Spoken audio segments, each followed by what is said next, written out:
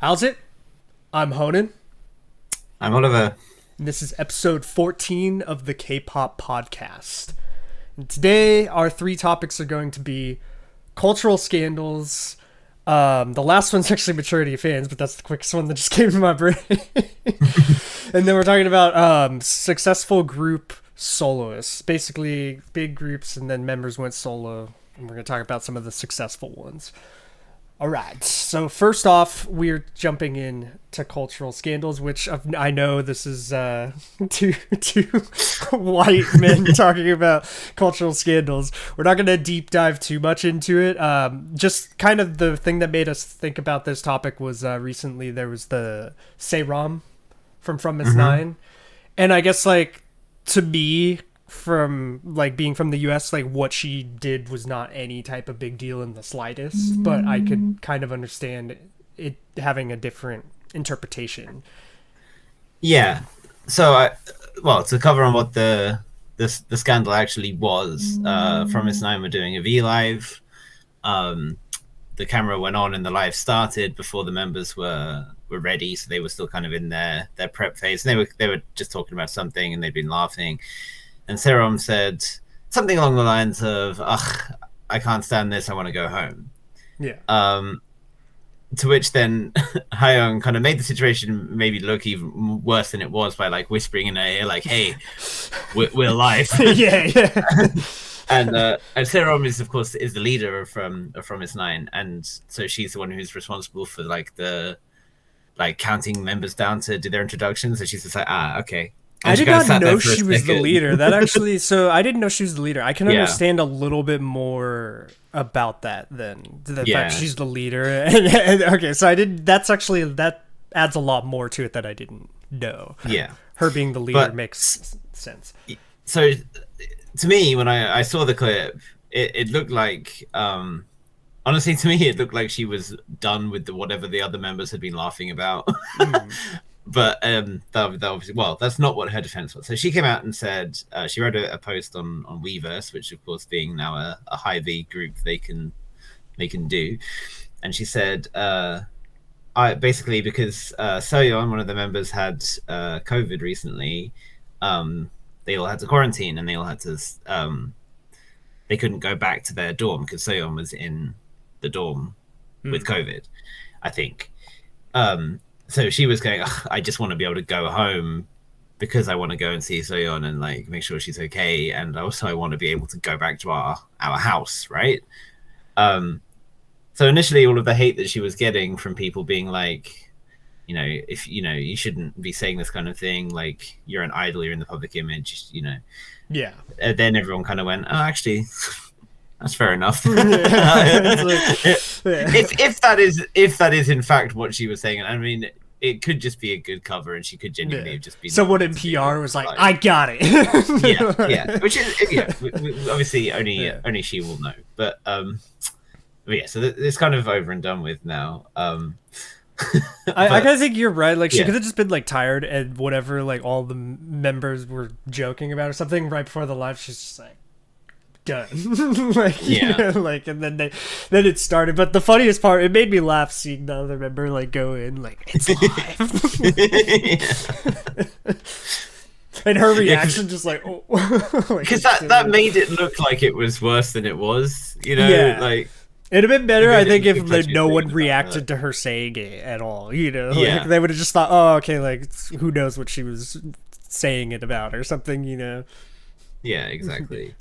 Only that yeah, one so member was kind of shocked, like, or whatever. And Yeah. once they started, the fallout was it was pretty much mostly from Korean fans, and well, I say Korean fans, just Korean netizens in general, because I don't feel like fans particularly cared, and Promise have said on camera that they want to go home from stuff multiple times in the Yeah. past, and it's never been that serious, and the fans certainly didn't take it in a bad way. I don't think I saw any flubbers being like, I hate this Yeah, because I've Like seen it how they, jokingly done on like Knowing Brothers with groups all the time, where they're like, "Oh, if you yeah, win this game, you get to leave or something like early or whatever." And they'll be like, "Oh, I don't yeah, have to film this whole thing." They're like, "Okay, like yeah, I'll like try making fun of to." the length of shoot days and stuff like that. Yeah, It's just kind of like a light-hearted thing. It's not that serious. So I do think that a lot of the backlash was coming from people who were looking for easy shots to take at Fromis anyway. yeah, Because Fromis aren't the most popular group in Korea in terms of like how liked they are. A lot of people don't like them because of the rigging scandal, the classic Mnet rigging scandal, of which Fromis were affected. Because of the case of in Promise's case, it's Lee Hae-in who should have placed highly on the show and then was rigged out entirely because she's too old, and she has a lot of fans who felt but really bad for her, obviously, yeah, justifiably, yeah, and that kind of carried on, especially now that they're in the Hybe umbrella and are doing really well commercially. People are kind of like, maybe they should have disbanded. Like, X1 disbanded right away as soon as the rigging scandal happened. Like, ICE1 were about to disband naturally anyway.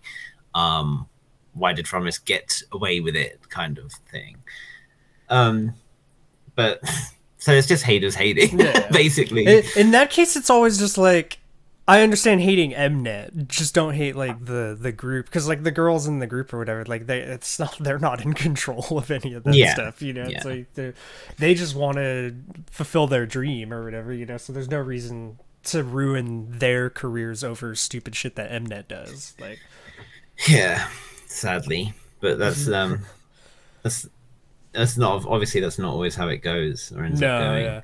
I watched a video on the live last night about the Minx to Dreamcatcher like documentary thing that had been shared to me or whatever, and like the SBS scandal thing with the votes and stuff like that with them in Everglow or something like that. And they went like super in depth. There's like a 30-minute video on I know the one you mean. Yeah, it's yeah, that was like the score, like it couldn't, like it was impossible to get like that lower score. Yeah, they gave him a 0 on something where they shouldn't have been able to even have a 0 or whatever. Yeah. And then people were saying, and they gave him negative points, but you can't give negative points on it or whatever. And so it's like, what? And even with the 0, their score should have been higher still, or something. It's like, how? It's like, what is that? Yeah, that's crazy. But I guess the interesting thing there, like I said, it was primarily Koreans who are upset about it, and then it was international fans being like, "So what? It's not a big deal." Even if it was the initially feared thing that she was like, "I don't want to do this live. I just want to go home," like quarantine or no quarantine or whatever, just like, oh fuck it, I can't be bothered, I just want to go. Because we've all had those days, right? Like, no matter how much you love your job, yeah, we've all had those days where you're just like, oh man, I don't want to do this. It's a scandal like thing, somewhat not bad one, but like it made me a fan. I was like, oh, okay, she's super relatable. Like, I was like, this is sick. I can confirm, like, you changed your Discord picture. I did. I changed my Discord photo to Sarah. And this is after you spent a long time with Jisun as like your girl from Fromis that you were hyped about, and suddenly Sarah, she needs to be more relatable. All right. No, I joked I was gonna make like a whole banner behind me after that became a thing all over the internet of just Serum, but yeah. I just thought like that's the thing. Something like that can when it's something like that, it can make people actually even more of a fan or something, because like, oh, I feel that way too sometimes at work or whatever, it makes them less like fake. I guess, yeah. And I guess that's kind of a difference in perception, or difference in like desired perception, because I feel like international fans quite like an idol that they can relate to, an idol that they can go, oh yeah, I do that too. I feel this. It's not like there's some unapproachable, completely different person. Instead, they're just someone that you could feel like as a friend or as an acquaintance, right? Whereas for perhaps in Korea they're still idols. They're meant to be Yeah. idolized for having like a perfect lifestyle. And since work ethic is such an important thing here, it's so like prioritized as an Yeah. admirable quality that if you start looking like you're shying away from that, then it might not be ideal. In that specific case, I did not know that she was the leader. That gives more kind of context to it, to it being more of a like understandable thing where it's like, oh, you're the leader or whatever. You can't say that, but Yeah. yeah, it's not even a big thing now. But it's like it seemed like it at first because I like went on my phone and it was like a bunch of links of that topic, but it blew over so fast that yeah, by the time you guys see this podcast, it's gone. But Yeah. I don't know. Oh, sorry. Go ahead. Well, it's kind of going to be moving on to like an extra part of this topic, but it's interesting the kinds of scandals that can happen or that are wholly within one sphere, either internationally or domestically. Like, so, say you're talking about cultural scandals or cultural appropriation scandals. Obviously, there was the issue with nature recently, where that was almost entirely in international spheres that people were upset, and Korean fans were like, "What the hell? Why are you complaining?" Yeah. You know, there's some things which seem like it's very much one or the other that gets upset, and when they try to make the others or explain to the others why they are upset, it doesn't. There's a clash. It doesn't seem to make sense for everyone. The Korean fans don't understand like what the cultural scandal is sometimes or Yeah. whatever with that. Yeah. Yeah, exactly. I haven't actually seen the Nature Rika Rika video, so I don't actually know too much what the scandal of it is. But like, I'm like worried I'm gonna watch the music video and be like, oh, or something. Oh, You know? no, I mean, it's the video itself is just the music video is just like it's just a dance basically. There's Yeah. nothing going on in it that's particularly bad. I mean, I'll explain it. So the key point of the choreography in the song is based on Zauli, I think it's pronounced, which is a West African like celebratory traditional dance. Now, there is nothing intrinsically wrong with incorporating a dance from a culture because ultimately all dances are coming from one culture or another, right? And like they learned it from a dude who like a Korean dancer who just like saw it on TikTok and was like, hey, that looks cool. which ultimately is an appreciation thing, right? It's not like haha, this is dumb, like let's make fun of it. It's like, oh, this is cool, let's incorporate it into a dance, which is great. And like to cite like an example of that being done fairly recently in the choreography for Idol by BTS back in 2018, they do like this like move with their shoulders, which is like another like African inspired dance video. I can't remember what it's called, but like they were like widely praised for that, right? Because it wasn't done in any like insulting way. It was just taking a dance and using it in the choreography. It was cool. It did look good. And Rika Rika could have been exactly that as well. But for whatever godforsaken reason, some stylist somewhere or other thought to themselves, well, this song has got an African-inspired dance, and the song itself is coming from the word Africa. Let's put the members in like bindis and like Indian bridal makeup and war paint, like Native American war paint and shit like that. It's like stuff that is in no way connected to the theme at all. And anyway, not that it would be better for them to be wearing African. So it doesn't even sound like it's the song or like the dance fault. It's purely like a stylist came in and was like, I know how to make this a problem. and this is something that I feel happens so much in these kinds of scandals, that whenever an idol wears something that's culturally appropriative or even just straight up racist, because we had we had a couple of incidents during Halloween, and this happens every Halloween. It's always just like, right, who's gonna wear something racist? let's like, someone will do it. Who's gonna do it? So like, we had one of the girls from Pink Fantasy. There were shit tons of Squid Game costumes in Halloween, obviously.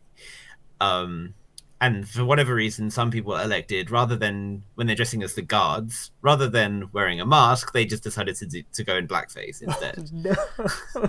And like, oh and it's like, okay, obviously this is not meant to be like a racist caricature of a black person, like blackface has been in the past. It's not that bad. But it's still like, dude, it's more effort. Like, just get the mask. Yeah, like, it's way harder to paint your face, cheaper. in my opinion. Like, what are you doing? So, but people say, oh, they blame the idol themselves, and then they blame the company. But maybe for Halloween, it might be the blame might lay more for those people. But when it's in a music video or something like that, it's normally always a stylist that is outsourced. Like, most companies don't have in-house style teams. Maybe the big ones do, but not even then, not always. And they just are hired and assigned to a music video or concept shoot, and they bring their own ideas. They might listen to the song in advance. They might get a brief. Might not even that. They might just get a brief, like, hey, this is like this type of song, and it's got this kind of vibe. Yeah, provides, like, give us some like preliminary sketches, ideas for costumes, and we'll pick stuff, like that kind of thing. And I always feel like the stylists kind of get off scot-free about it, because no one is quite sure who did it or how to track them down, whereas you can just pick the nebulous entity that is the company and attack that. Getting a bit sidetracked, but no, I got you. when the Rika Teaser images were dropped, obviously the international fans were upset. A lot of Desi fans were upset, in particular. South Indian fans were upset. Obviously, Nature don't have a massive fan base, so I couldn't see any actual West Africans living in Africa who voiced any issues about it. But there were at least African Americans and so on who said that they were uncomfortable about it. But the more that they thought, they kind of looked at how it was done, especially when the members had talked about how much they really tried to learn it properly, to not want to disrespect it and stuff. They were like, okay, fair enough, like, seems fine. But then there were also the incidents of the members showing, like, wearing traditional clothing that you wear with it, which is fine, because, you know, if you're going to do it right, do it right. Then they were like laughing about it. They were like, haha, it looks silly. Which is like, guys, come on, keep your heads on, you know. But Korean fans universally were just like, what? Why are they upset? I don't get it. Well, there's it reminds me kind of the thing too. Remember, Soyeon had a thing where she said like Africa beat in the middle of Queendom and stuff like that. They seem to have like a loose cultural thing with like the phrase she used. Yeah, I mean, that was the thing. I mean, okay, ethnic hip is actually, it's a fashion thing here. There's like actually like a fashion trend called ethnic hip, which itself doesn't make it okay, because that itself is kind of problematic. So it's based off that, but then the fact that they were then applying within that, they were like, oh, let's do like Native American war cries and like all this other. It's just like, it becomes, and that's what happened with Rika Rika as well. It just became this hodgepodge of different cultures that were just being picked random bits from in order to create some messy aesthetic. I imagine, like, I always figured that, I'm sure the big companies maybe do like SM and stuff, but that there'd just be some like person who comes in and does like a checklist of like, you would hope, but it doesn't seem like there is. Like, there should be like an international person who works at the company or something can come in and be like, yeah, you know, that's not going to go over very well. Right. And imagine if Nature's company had a team of international fans that they were in direct contact with, that they could vet these kinds of things by. Imagine. Oh wait. That's exactly what they do have, and they chose not to use that reason. Yeah, it takes one little like drop, one little text of, Like, hey, what do you think of this? bro, like, I'm half an hour away. Like, call me up, I'll be there. I will look it over, no problem. Just like, anyway. This one sounded so avoidable. Like, Well, yeah, it's exactly. like song and concept sound fine. It's like once you start adding the style to it, where it's like, oh, that's not a good idea. Like maybe just keep the style something very unculturally related to the style of the song or something. Just wear a cool outfit. Like it doesn't have to be. All of their stage outfits were actually great. And they did like a cheerleader one that they did like a dance performance video for. It looked great. I mean, obviously, like you can't really go wrong with cheerleaders. Like it just feels like they that MV set and the shoot and the photo shoot they did on it. Some stylists somewhere thought it was a good idea, and it just and they honestly they really fucked it for them. And obviously, me as a huge Leaf, like really hurt, and like it's very difficult now that so many international fans of the tiny international fandom have gone and aren't going to come back because of it. And meanwhile, the Korean fans are going, yeah, I thought the song was fun. The dance is pretty cool. It's interesting. But what's up with the foreign fans? And all that happened was it ended up kind of driving a wedge between a lot of them. Like a lot of the Korean fans I saw being like, oh, the foreign cockroaches, which is a phrase they use, which is nice. Like that's how you build a fandom. You call the foreign fans cockroaches. Well, in their eyes, it's the international fans are basically sabotaging the comeback. Yeah. Which had been, almost 600 days in the waiting. Yeah. The other thing was that the company itself didn't do the girls any favors because they obviously released this whole mockumentary thing beforehand in which they said that it was going to be a self-produced thing and the girls were choosing the outfits themselves. And then they'd be like oh, never mind, we did or something. So then they completely refused to write to release a statement about it. They still have not said anything, and the girls instead said in interviews, "Yeah, we wanted to. We had all these ideas, and we tried like help writing songs and stuff as well, but it didn't work, and they didn't take any of our suggestions, so it's not ours at all." And sounds about right. Like I have an idea. A company's like, we already know what we're doing. Yeah, and just using the like, oh, it's a self-produced comeback thing is like a marketing tool. Yeah. It's a messy situation, but I think part of the reason why Koreans don't tend to respond to that, they don't understand why it's an issue, and also why it keeps happening in Korea and why there aren't that like there isn't someone with a checklist. It's because it's not considered to be like culture in Korea is considered something that should be shown to everyone, and they love the people in Korea absolutely love the idea of people partaking in their culture, wearing like hanbok and stuff like that. Yeah, exactly. Unless you're Chinese and you try to claim that it's Chinese, as in the case of the Winter Olympics. Yeah, I saw. Wasn't it to the BTS had like a scandal because they commented about it or something like that? Yeah, we can get into that in a second actually, but yeah, so they love the idea of just like, oh yeah, like dress in our traditional clothing, like celebrate all of our traditional music and dances and everything because it's a celebration in their eyes, which is great, but not every culture sees it that way. Yeah, and ultimately it comes down to, was the culture suppressed on the basis of the of that cultural difference?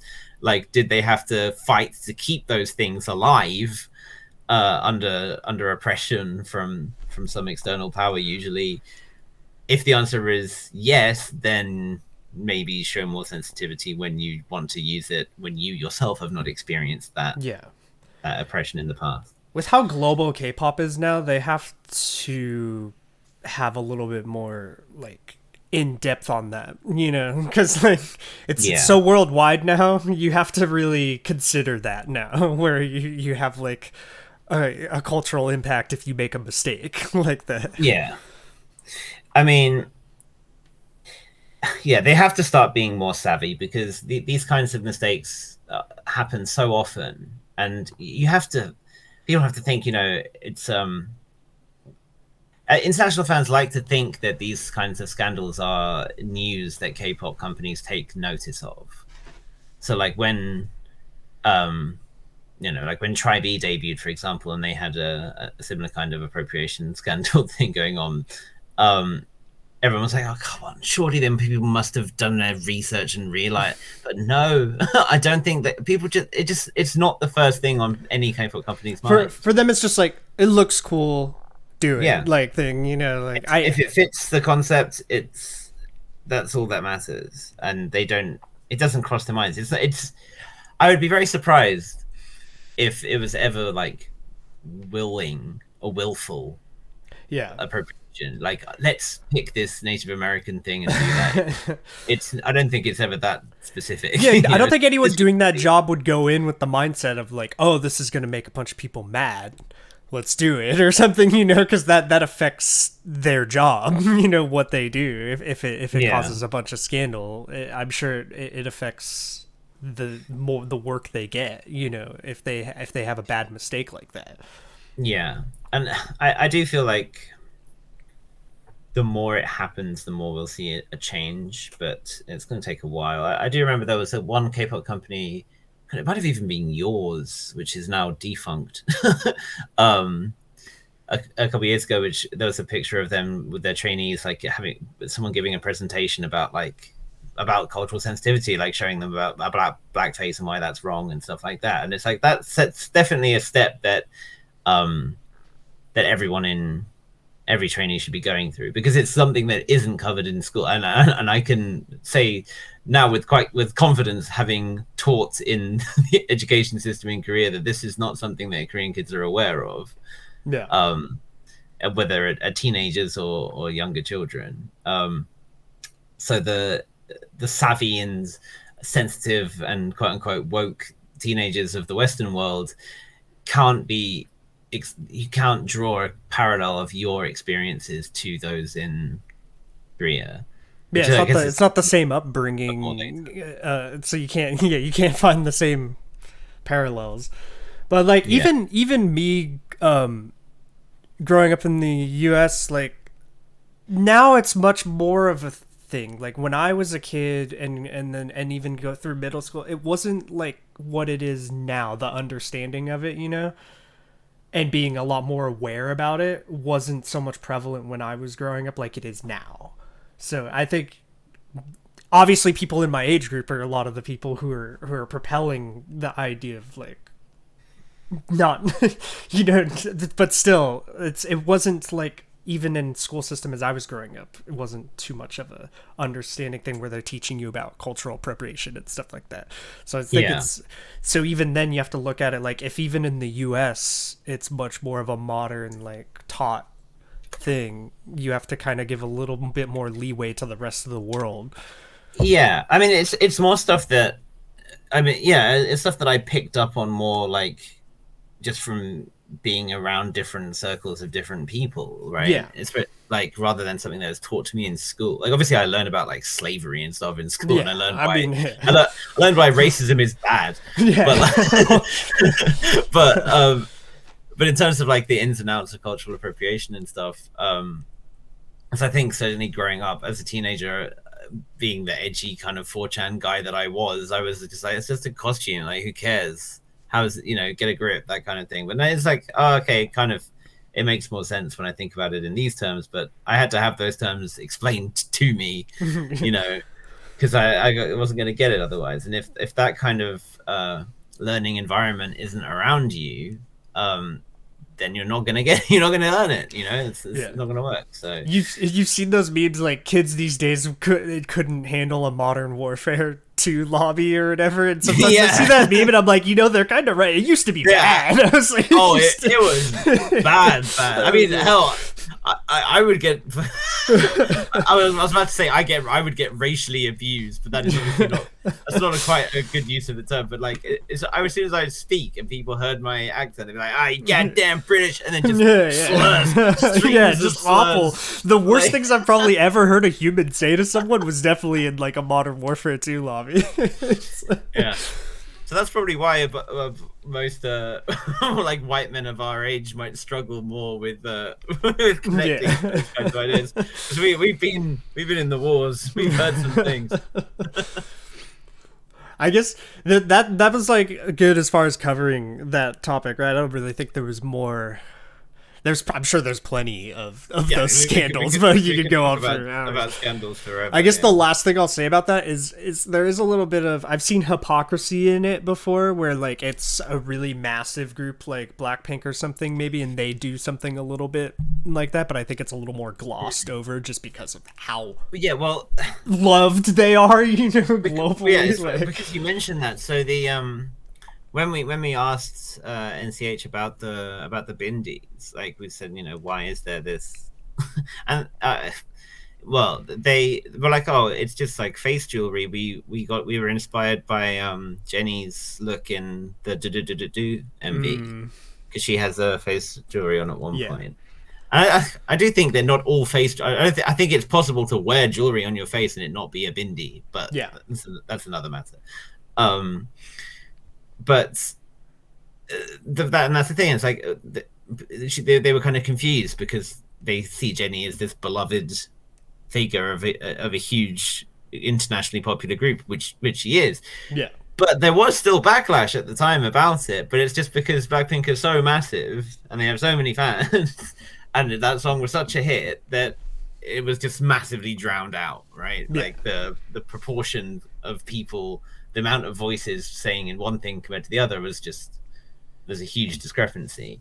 Whereas for a group that's smaller, especially because international fandoms of small groups tend to be very close knit, and there are big fan pages and so on that everyone kind of follows and is connected to, and if one of them starts expressing something, then the whole fandom is going to know about it pretty quickly, which is not necessarily the case for the bigger groups. It's definitely a thing there. I think the other thing about hypocrisy, and this will tie into the maturity of fans topic, is the amount of fans who are like, dropping nature entirely for this and stuff, and then they in their own like history of the groups that they like, each one of them has got their own equivalent scandals in the past. It's like, and this applies to pretty much, it's rare to find a group that hasn't had some kind of scandal like this. I mean, Twice have had it too, because Jiho wore a Native American costume to a Halloween thing once,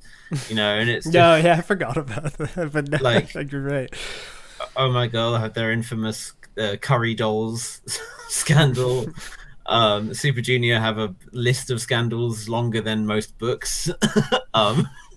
It's difficult to find a group that hasn't had some issue. I mean, Joy in her solo debut, there was a TP and stuff in it that probably shouldn't have been there.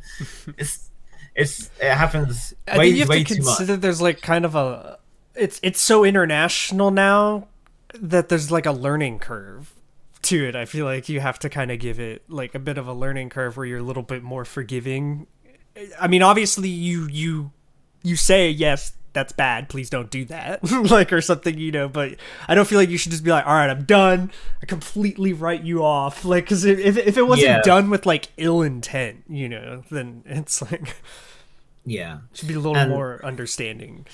And that's ultimately what it comes down to, is that while the saying is that the impact matters more than the intent, and it's like, it doesn't matter if they meant to hurt people, it's just that they hurt people.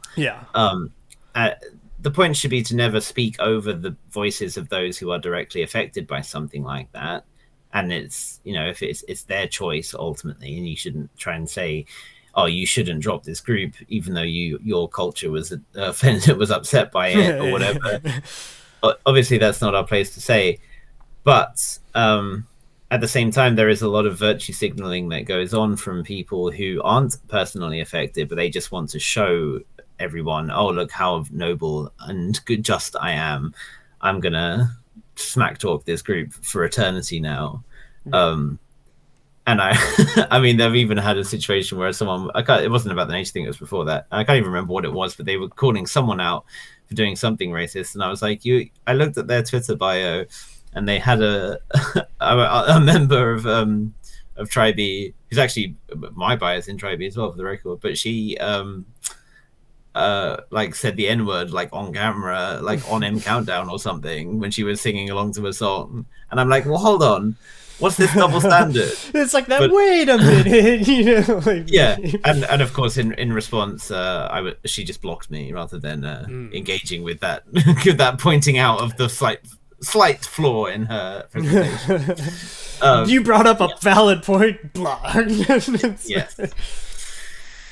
So that's kind of how it goes.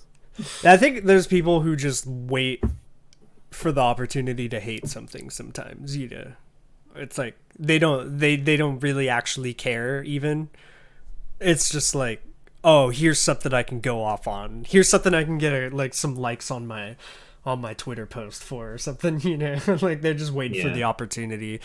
That if someone actually is deeply affected by something and then they have valid like criticism of it, obviously, yeah, that's good, like that makes sense. But some people just want to like pile on for no reason. Yeah. Well, that was that was two white dudes talking about cultural subjects for 36 minutes. Let's see. We can move on to either topic, whichever one we feel most smoothly transitions from there. I guess the majority of fans topic is more naturally connected, right? And it's probably be a bit of a smaller. Yeah. It's more like an addendum. There's so much low-hanging fruit in maturity of fans that I almost want to like avoid. Yeah, it's too easy, I should say.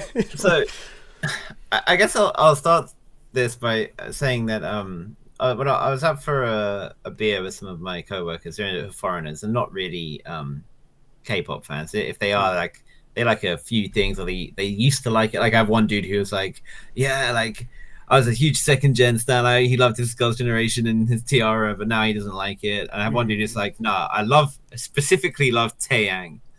He's like, I love Taeyang. He said that Taeyang is the Trey Songs of K-pop, is how he described him.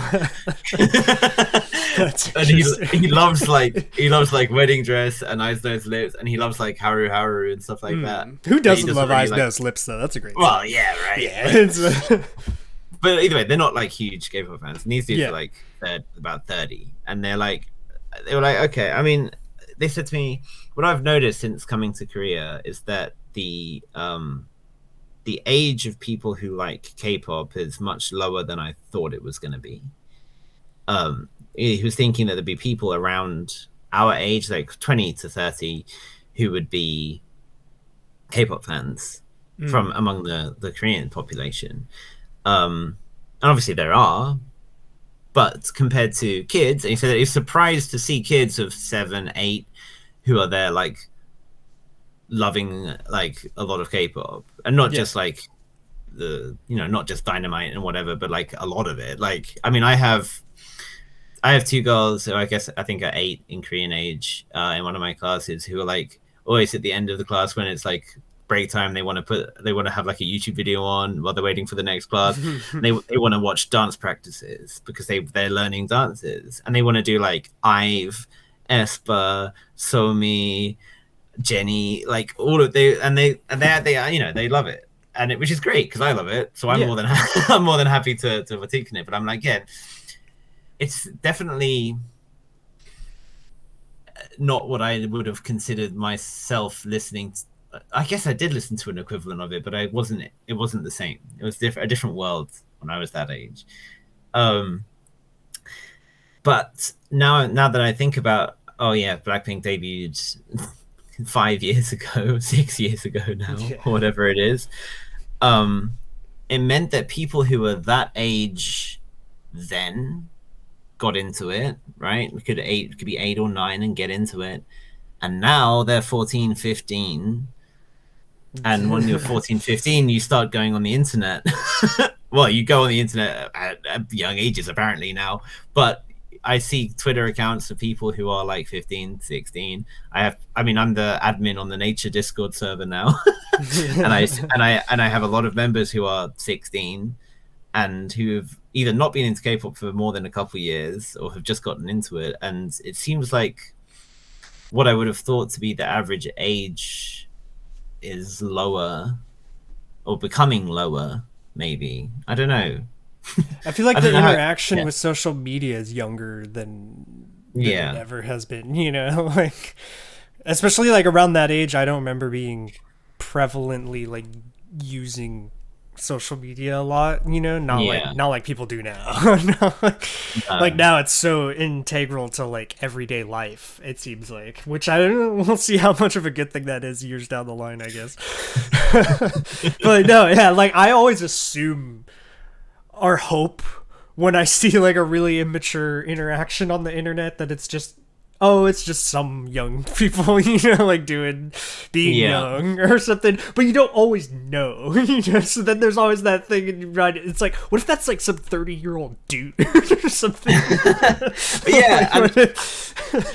that's the other thing, it's like there's a considerable amount of ageism, I think, in fan communities, like people being like you're an old man, or like you're too old for this, like you're so and so age and you're worrying about this, like and that so and so age is like 24 or something. Like you're like, dude, you're over 25 and am I supposed to be devoid of a soul past a certain age or something? It's like it's interesting that people are starting to view K-pop as like a thing that's for children, which some of it definitely should not be for children. No. Or that the idea that like once you hit a certain age you should grow out of it, and it's as ridiculous as the idea that like female idols turn 30 and shouldn't be in groups anymore. Like fans can turn 30 and still be fans, you know. I still play video games that I played when I was younger. I'm supposed to not like them anymore or something. It's like it's quite possible to have a normal functioning adult existence and also be K-pop fans, as I hope that we both show. I guess you could also look at your YouTube analytics to see what the ages are. I guess people who enjoy like React content are probably likely to be older. It's usually there has been younger before, like as the like 17 I think is usually like as young as it goes, but it's usually like, because a lot of it is like Dreamcatcher fans and stuff like that, which I feel like is an older fan base usually. I feel like Dreamcatcher fans tend to be in more of the 20s, mid 20s to later ages, you know, versus being like 14 or something, you know, and jumping in there. But it's hard to like be online and just assume that someone is young because you don't know. Like, but you can sometimes, I feel like you can sometimes tell just like when something is just so ridiculous, so like immature of a comment, where you're like, you can't be over like 20 and still be like that take. And that's the thing, because I don't want to have that kind of sneering older person attitude towards things. I because when I was 16 or whatever, I wanted to be taken seriously, right? And I still feel like me at 16 was pretty mature, and like the stuff I said, a lot of it I would stand by. And I definitely was also dumb and said dumb things, but certainly a lot of my takes and stuff, I used to get into arguments about gun control and shit when I was that age, and I would still back myself in those. So it's not always like, I don't want to just be like, oh, you're a kid, you don't get it. But a lot of the time I do end up feeling like that anyway. It's like, you'll get over this, or it's not that deep. Those kinds of responses are all I have, and I have to kind of keep them buried. Well, I feel like the age is just like where you can give someone a bit of an excuse for being like immature, you know. Yeah. Whereas like if you're over a certain age and you're that immature, it's like, well, come on, you should have figured this all out by now. You know, you've had some time here on this planet to kind of figure out what is an acceptable behavior online and in person. You know, it's like I've met you know, through teaching, I've met teenagers who are way more mature than people I've known who are in their mid-20s and stuff. You know, how you behave is totally like, I don't feel like it has too much to do with your age all the time. Yeah, and that's certainly how it should be, right? But I guess obviously it's not right to assign the attitude or like generalize all of the K-pop fandom based off what you see on Twitter. Yeah. But because Twitter is the most vocal and loud part of it, it's the one that you kind of look to, right? And on Twitter, it's such an echo chamber, and it's such like there's, you know, general consensus that emerges, and if you go against that, and then everyone jumps on it, that it's like it's like everyone will support everyone's ridiculous takes because everyone is around that same age and has the same kind of emotional responses. And if you try and put that down, then you're slammed for it. So it becomes kind of a difficult environment for older fans, I feel like. And I feel like that's why perhaps we tend to congregate more elsewhere. Well, like some fan bases like Army and stuff, I know very well-spoken BTS fans through, like, you know, conversations in Discord and on YouTube as well, who are not like, it's fervor the right word, I guess, of sometimes that you see of like a post that's related to BTS or something. But like it'll be on our YouTube channel. I remember we posted a video right after we did a BTS React video. We had another one, and I forgot to change the tags, and it still had BTS tags. And I remember that instantly, just like a second that video was uploaded, like one of the first comments was like, oh, trying to ride that BTS fame on a different video or something like that. And I was just like, bruh, I forgot to change the tags. like don't look too hard. And then I changed the tags like 5 seconds later. It's like, there you go. It's like, hold up a second. This video just got uploaded. All right, give me a second. Yeah, easy, Tiger. Yeah, it's you'll see that a lot. It's a lot of the bigger fandoms. You know, like if I upload a Blackpink video, and I remember, you know, Goran and me will like giggle sometimes or something, and it's never in like a mocking sense. Like sometimes when we enjoy things, we just kind of laugh a little bit, you know, because like sometimes those videos are just insane, you know. So you're just like, oh wow, or something watching it. And then I remember Goran, I forget what he was laughing in or whatever, but then someone was like, don't laugh, like Jenny's queen or whatever, or something like that. I'm just like, jeez. I was like, now just imagine how Jenny would feel if she saw this stupid fucking comment. Right, and that's always the dumbest thing, especially with especially for Army, because of like BTS's whole thing is about love and acceptance and like being good people. The fans are just absolute assholes to everyone and just want to act like they're so high and mighty and stuff. It's like, oh, guys, like, do you think if just think, this is my advice to anyone, if your idol read exactly your Twitter thread in this moment, what do you think they would say? Do you think they would stand and applaud you for defending them against attacks that weren't coming? But no, I saw a tweet earlier. I think it's like a classic kind of, that it was 90% of Twitter is just making up a guy claiming he said something and then getting mad about it. And that's more or less true. Like just, you thought it and you're like, someone said this, and then you're just like, and then you wrote it.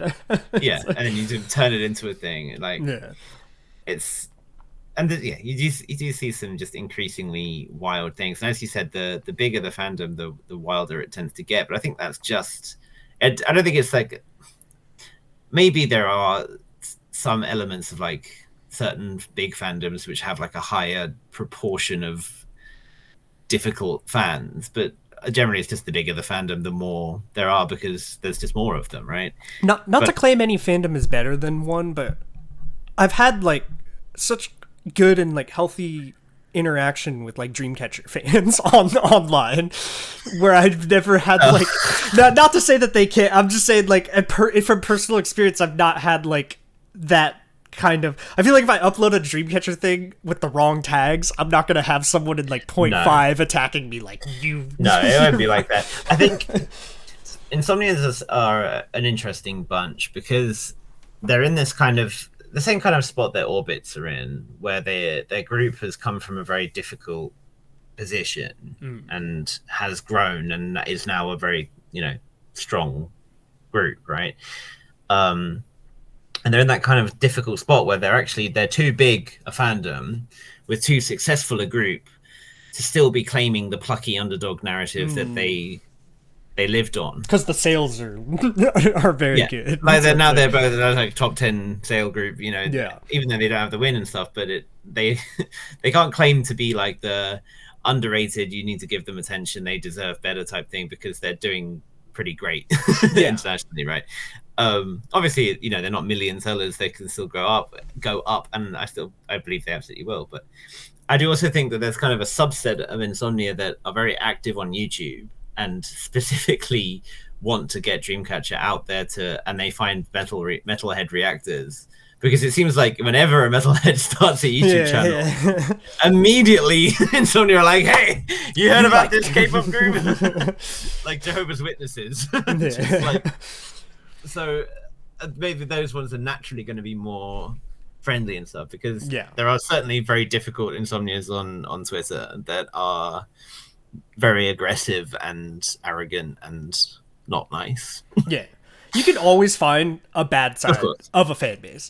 Like I've obviously like the biggest Metallica fan. Growing up, love Metallica, and I've definitely how many times can I bring it up? IU, let me just throw it in there for no reason.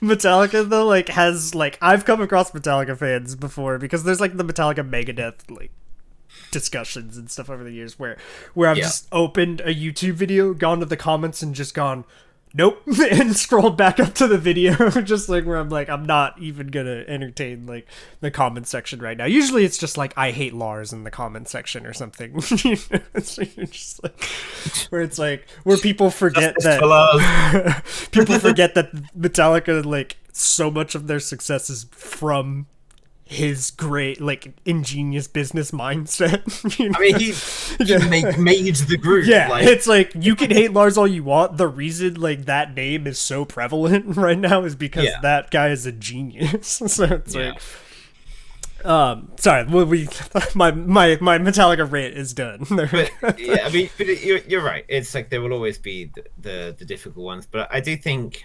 it tends to be worse the more a group has some kind of narrative you can say about them. And like for Dreamcatcher, you have that plucky underdog narrative. For Luna, you have the pre-debut thing, like, the whole story and everything. It's like, we have there's much more intricacy to our group than yours, and there's much more interesting music. And ultimately I think that's, even though the arguments aren't always nice, I do think that's probably the best arguments that people can have, is just our music is better than yours. At least that's no different to how it's been in any musical fandom argument since the dawn of, since like Mozart against Bach, like this was happening forever. That's a normal music argument, like this music's better. So that's that's PlayStation versus Xbox, like it is what it is. But the more they have some extra thing, and people will just take anything they can to try and make themselves stand out. Like Stray Kids fans are, because initially I didn't think there would be a problem with fans like Stay or Atony, but during Kingdom, especially those two, Stray Kids and 80s fans, oh my god, they're insufferable. Just going at each other for every little thing. Like, well, our group is self-produced. Our group actually writes their own songs too. But they're not the sole producers. Like, just it's just like, guys. No. Oh yeah, because Bang Chan writes a lot for Stray Kids, huh? That's like the Stray Kids. Ratchet do. whereas ATEEZ members will have like a member credited on songs, and like they do like Hongjun I think does a lot of it, but it's more of a collaborative effort. Amusingly, ATEEZ works a lot with Lisa and Lunda, who are Dreamcatcher's producers. making great music and terrible music at the same time. There you go. Oliver it's A Tiny, or is the ATEEZ fan base? Is that what it is? I say A-Tiny, but yeah. You're going for most hated by a fandom award. But I bring this up because a friend of mine yesterday tweeted, and he censored the name ATEEZ because he didn't want to attract the attention, but he found it anyway, saying like they only have one good song and it's a B-side, is what he said. Which is not actually not necessarily a take I really disagree with. So obviously they came in and they were just like, one of them said something to me which was so ludicrous. He was like, why aren't you streaming your group's MV instead of listening to ATEEZ's whole discography? And I'm like, how else does one form an opinion? Yeah. Surely it's a good thing that he listened to the whole discography and then made that statement, rather than just recklessly hating on them without having even given everything. Yeah. I haven't listened to this album, but it sucks, or something. Like that's much worse. It's like he's actually taken the time to listen and gone, well, I don't think any of this is good except this one. It's like, okay, fair enough.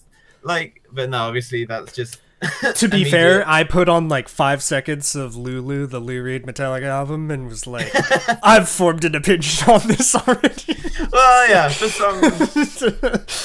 some you can definitely do that. You can hear like a 5 seconds and just go, well. I mean, Lulu is a special case. Yeah. No, but like I know what you mean. Yeah, there'll be fandoms. You'll see. We'll just don't listen to it. It's like, well, I'm listening to it to know how I feel about it. Like, that's, yeah, like, that's the thing. Like, even though I'm vociferous in my opinions on a lot of ATEEZ's music, I my issue is that I think that they are better than the music that they get is, or the music that they do is. I think they're phenomenal performers and have a lot of talent, and their songs don't show that. And so every time they have a comeback, I'm always like, all right, boys, come on, show me what you can really do. Don't just do the same kind of EDM drop with like the same like vocal effects that you always do, and then they do it, and I'm like, but you have high expectations, I guess. Well, I'm ready to be surprised. I'm ready to like it, and I never do, except for Deja Vu. Deja Vu was like, but yeah, you can't make a bad song called Deja Vu. Like, that's probably true. Yeah, I've never heard a song called Deja Vu and been like, it's always a good song. Like Dreamcatcher, Deja Vu. And there's that old like drift compilation with Deja Vu. I just been in this face before. All great songs. All an old timer. Yeah, absolutely. Anything else I wanted to say? Not especially, really. Just some things that fans say is dumb, and I hope that as they grow up it will be less dumb. But what I worry about, and I think this is kind of why fandoms like ARMY have a larger proportion of very dumb immature fans, is because that narrative, it's like an us against them kind of narrative, right? Like ARMYs love to separate, they try to act like BTS isn't K-pop and separate it, which we talked about before. And they go, these stupid K-poppies. I'm so glad that the group I Stan doesn't do this or whatever, but that kind of thing. If you just discover BTS this year, yeah, you become a fan and you join the fandom unofficially, you see that kind of attitude and you fall into it. It might put some people off. I'm sure it does put some people off, but other people, they go, oh wow, I'm here to learn everything, because you go on YouTube and you see all these really helpful videos. So it's like, wow, there's so much to learn. Everyone's so helpful. I'm gonna learn. They're like, wow, I can't believe BTS isn't K-pop. I can't believe that other fandoms are so horrible about BTS. I can't believe that we had to go through so much. I can't believe that we were the underdogs and had to endure all of this from the rest of the industry. Yeah, fuck the rest of the industry. And then before you know it, you're in, Has BTS ever said anything about them not wanting to be labeled K-pop, like as a group. I just don't like. So in one interview with Time magazine that they did earlier this year, or was it, no, last year, RM said something along the lines of our music, like basically like our music is just music. It's like that we just want to be considered musicians, and that's not we're bigger than K-pop or we're not a part of K-pop.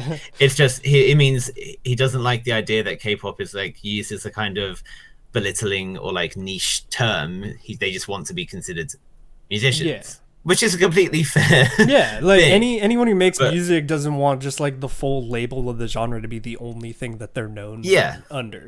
Exactly. And you have like Sugar's lyric from August D where he says like K-pop this K-pop category isn't big enough for me or something like that, which is him being braggadocious and flexing, right? But ultimately saying, we want to be considered artists. But I think they would add an undertone to that of from the K-pop sphere. We want K-pop to be treated as music and art in the same way as it is elsewhere. The mindset to me is interesting because it's like there's always the transcend K-pop. Yeah. And it's like why not like it's propelling K-pop to further, like, it's just making K-pop better, making it, go to even higher heights. I don't know why you feel like it has to transcend K-pop. It's just making K-pop, like, go even bigger than it was before. Like, you don't hear, like a metal band doesn't release something amazing and then you're just like, oh, well, they've transcended metal or something. It's like they've just made it, usually it's like, oh, they've made it way more popular than we thought it could be or something, like it's way more mainstream than you thought it was able to be, whereas like it seems like in K-pop sometimes there's the mindset of like completely transcending the genre outside of like, well, I feel like rather than that thought, they've just like made it have different possibilities, and like even more room to grow and go even wilder, than it already is. Yeah. And I do hope that, and I often say this to these kinds of fans when I end up having interactions with them. I say, I hope that you look back on this in a few years from now and think, man, I was being so dumb. But I guess, well, time will tell. That's how maturity works, right? It's different, like growing up, like I said, the way that people grow up with social media so prevalent now. It'll be interesting to see how we're already getting to that point where you're going to see how it is, like, more so when they're older in the future, like how much of that mindset has affected how they interact online and everything, so many years of basically having battles on Twitter, Yeah. But you'd hope at some point you're a certain age and you're just like, I'm done with that, that's stupid or something, like you'd hope so. At least it helps me sleep better at night if I just assume something really stupid I read on the internet was like some 12-year-old and not like a 25-year-old saying something that dumb. I think it's when you see the kind of influence over people that teenagers can have. I think that's when you see people like big fan accounts with tens of thousands of followers, you're kind of like, shit, like you're out here influencing people and not always in the best way, but I guess to try and force myself to take a positive, I guess it's going to be a formative thing for these people that they can then look back on when they get a bit older and realize. Well, I think the biggest thing people eventually learn is like, I don't really care to have like a long argumentative discussion with someone unless I know who they are and like really disagree or something, Well, like if I don't know someone and I have like a hard disagreement, it's like, well, okay, like whatever. I don't know you, like, but can't relate. Like, but if I like personally know someone, then it's more of a thing where it's like, okay, well, I want to like understand kind of why the hell we disagree on this. Yeah, because it's like, you respect the person, you want to understand where they're coming from, and I which is obviously a very mature attitude to have. But for me, I love having fights with people on the internet. But I think that's Oh, mostly of course, it could be fun, but it's it's also quite validating for me. And like, obviously, this isn't just about K-pop. So I used to fight about everything, especially on Facebook when I was big into Facebook. So I would admin like some before it became all the like metaverse, yeah, whatever it is. I was an admin on a couple of like historical interest groups centered around World War II. Oh man, and this was old people, obviously. Oh man, the dumb shit that people would say about the like, oh, so and so deserved to be wiped out because of this, that, or the other, like, and just all this awful shit. And like, I used to love, and I would write paragraphs and paragraphs. It was great, not because I ever thought I was going to change anyone's mind, because that's never the outcome of an argument. You never have an argument which ends with the other person going, you know what, you're exactly right, and I'm going to change my ways from now on. That never ever happens. It's just to confirm to myself that my standpoint is correct, because their argument has failed to break mine down. And I feel like to neutral, and it's also, and this is why I do it on with K-pop on Twitter and YouTube and stuff, is because it's not for that person, but it's for the neutral who might be watching, the neutral who might go, well, I've seen both of these arguments now. I know which one I think is stronger, and I'm gonna. I know what you mean, like, because if there's just that one really dumb comment or something, and then maybe someone who doesn't know anything about it comes in and they're like, oh well, they don't see another point of view on it, so they're just like, oh, I guess they must be right. No one's contradicting their point or whatever. Yeah. So I think that's a valuable thing. Well, I feel like there's so many that you could cover on, like, as far as this topic, but we should control it, I guess, as far as going on. So the last thing we had, topic 3, is successful group soloist. Yeah. Which is this is basically just, I wanted to talk about Taeyeon.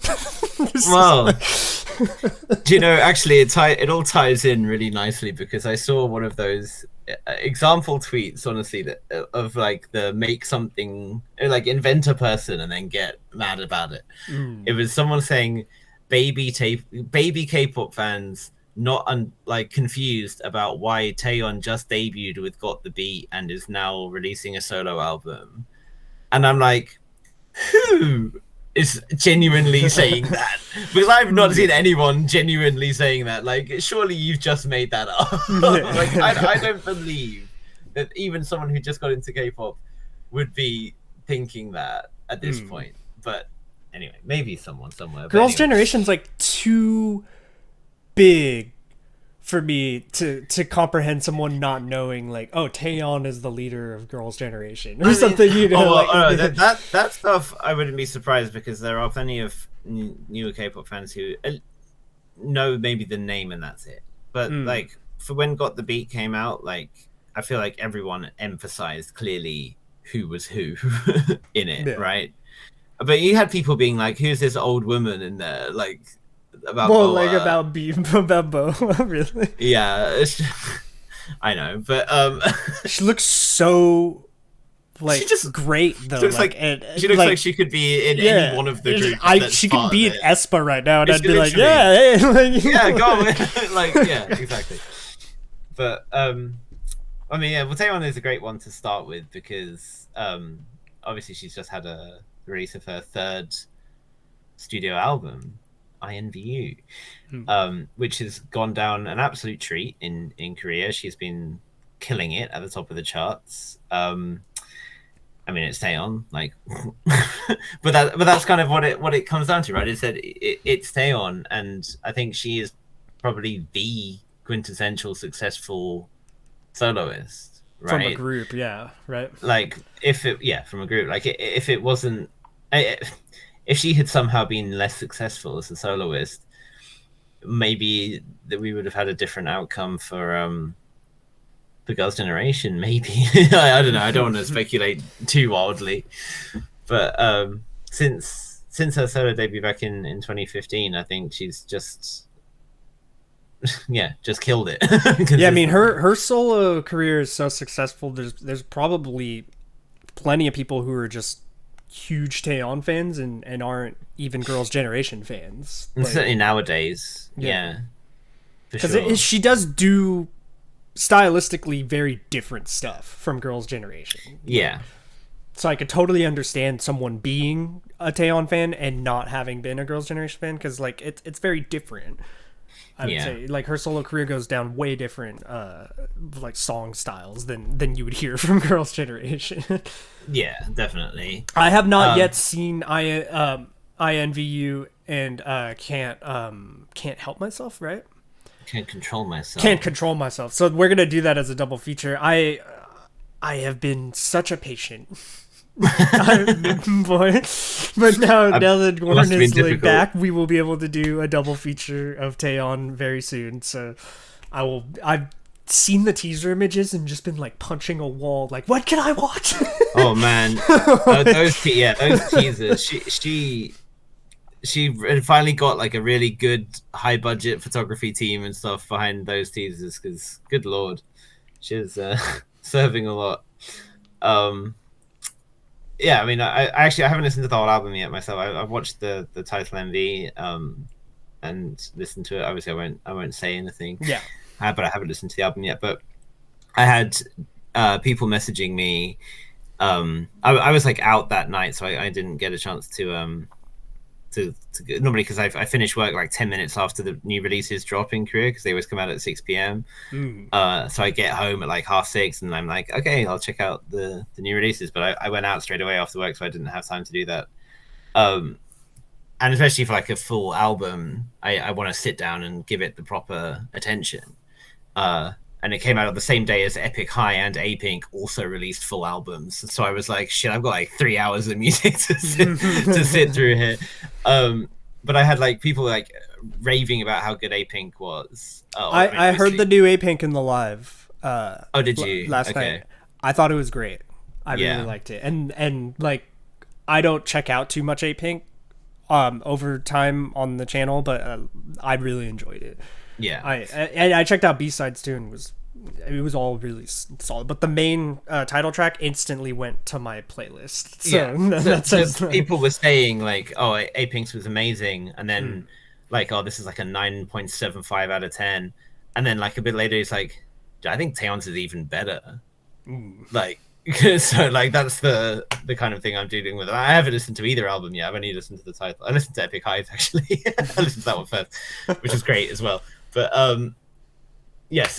but actually, A-Pink is a really good example to kind of counterweight to the success of Taeyeon, because in A-Pink we have Eunji, who is every bit as capable a vocalist. Like you know, don't get it twisted. Eunji is a fantastic singer, and she's released multiple solo albums, but she's never or solo releases. I don't know if she's had full physical through each one, but she hasn't had it anywhere near the same heights as Taeyeon, and she pops up on OSTs and all the same things that Taeyeon does.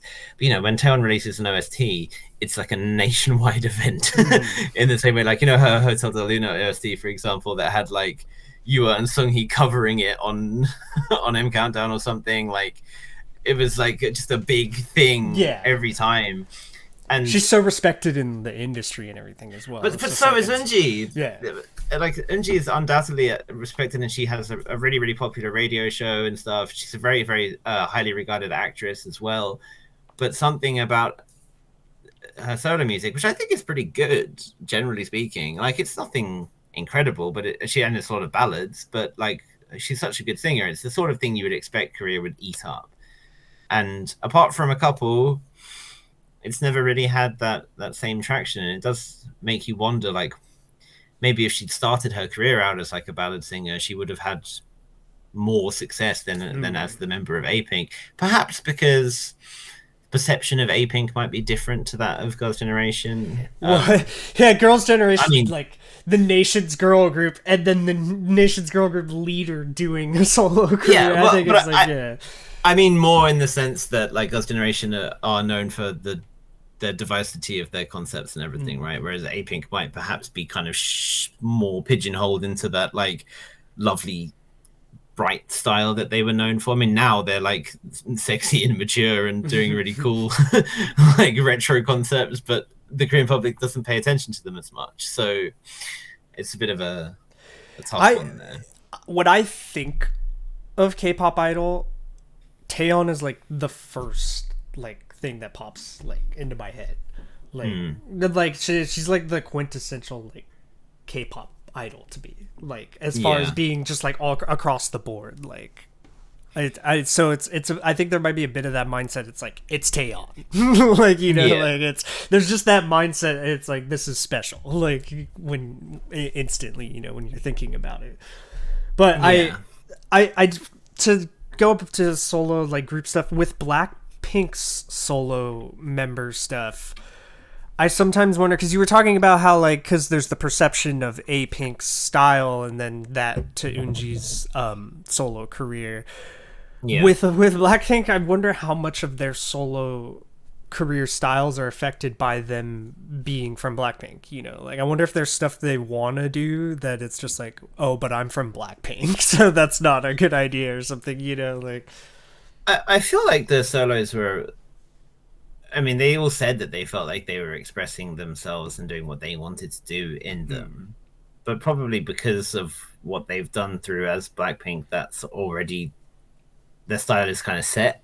Yeah. Like for Lisa, for example, I feel like that was always going to be what Lisa was going to do, and I think both of our feelings on her debut are, It's album of the year. I don't know what you're talking about. But like for like Rosé's is the one, for example, which I feel like those don't feel like Blackpink songs. I mean, maybe they could have been on an album at some point, but they definitely feel like that's what Rosé wanted to say, at least in the lyrics and stuff.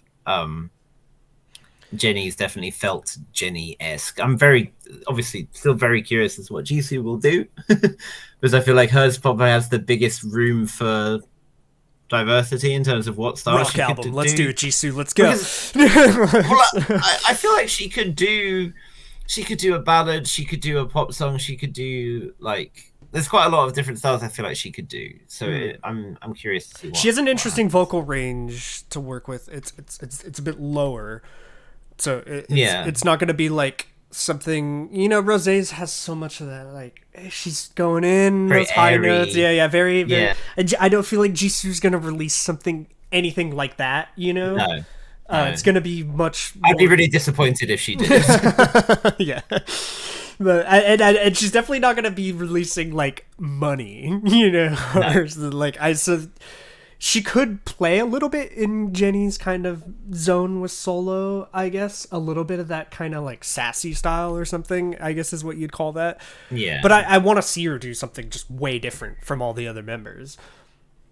Which I feel like everyone does. Everyone wants to just see Jisoo do something just way off the spectrum of what they did. Drops a rap album. But it's like... Obviously, we can't take the... In terms of if we wanted to talk about like the most successful soloists or whatever, we couldn't talk about Blackpink because the sales just make it... They're so skewed. Because like I think Lisa is the most successful soloist of all time now. So sales-wise. which is like what it's like she sold like 800,000 or something. That's and so insane. It's like, okay. I mean, you see it even on Instagram. She just has like, I don't know. It's crazy. Like it's so much fame. Like it's crazy. Oh, like it's somebody. Which I get. I mean, Lisa is awesome. Don't get it. I love Lisa from Blackpink. Like I think she's great. But I do not think that album should have been the most successful solo album in K-pop. Like that's, So I guess I can understand that though, because it is very. I guess internationally that one can do very well. It has a lot of Western style to it, I guess. Yeah, for sure. But I don't think the sales were affected by the music at all. Because I mean, just before that, I think it was like Rosé was the most successful. Okay, so it's just kind of their fame just, that they have. Their pull. We were talking a bit before we started recording about like who the first group soloist was, and I was saying I think it could be wrong, but in terms of like successful ones, I was thinking it was Lee Hyori from Finkel. Just because that seems like it seems like she had a very strong solo career. I mean, she still is known. She hasn't released solo music for a while, but like she did the Refund Sisters thing with Hwasa and Jessie and Jung Jung-hwa, like was it 2 years ago now? Yeah, well, she's well established because I know who she is, and then I don't really know. Like, I mean, she's she's like 45, so she's not gonna be doing all that much. But and she hosted Mama last year, whatever that really means. And she did do a performance on it. So, but I feel like she's probably an archetype of someone who went solo and had to great success after being in a very successful girl group. But I do feel like there is perhaps that more classic kind of soloist line for Finkel, where the group was really successful, but everyone kind of knew it was like, oh yeah, Finkel, like Lee Hyori, and she was like the standout the whole time, and it was kind of an inevitability that she would go solo, and that would also then kind of mean that the group would no longer be a thing anymore, right? It's like, whereas in K-pop, the K-pop sphere is more unique in that members go solo and release solo projects quite regularly, and it doesn't have anything. It doesn't relate to the group like not doing well or like mean that the group is going to disband at all. Yeah, like people just do solos or subunits, and it's normal. Yeah, maybe like early on it was probably like maybe a sign like, oh, things might be ending for the group or something, but I feel like now it's like so standard to be like, okay, the group will have some time of like success and then the members will do their solo projects. Like that's like, it seems like that's like a standard thing in K-pop now. Like, yeah, especially in like SM entertainment with like, it seems like they're just like, everyone gets a solo, you get a solo, you get a solo. Yeah, it seems like how many NCT members have solo stuff now? Well, yeah, I mean, it's definitely increasing. I mean, I think was it Jaehyun just released a song, I think. I mean, we had Mark release one the other week. Taeyong has released one. I think Doyoung is going to release one. I mean, they've done on Lucas had Bass Goes Boom. Jesus. Sorry, no, let's keep moving on. I feel like perhaps in some companies they might be more geared to doing that and more open to enabling that sort of thing than in others. I think SM is a good example because you can look at groups like you can look at TVXQ, for example. Both Changmin and have been doing solo stuff. Awesome, I think they're both in the point of having released now two solo albums each, because released the Japanese one just recently. Yeah, without having had a group for his solo release was like awesome. I remember the action scenes and everything. Yeah. And then, I've heard Changmin's, like I've heard Devil and a lot of the, and I think they release like super high tier solo. Yeah, content. I mean, like they're the emperors, like, and then like Suju, obviously, I've had like almost every member is active in some way in solos and stuff. Like even it seemed like there was a point, especially when they still had people on hiatus and stuff, that it seemed like or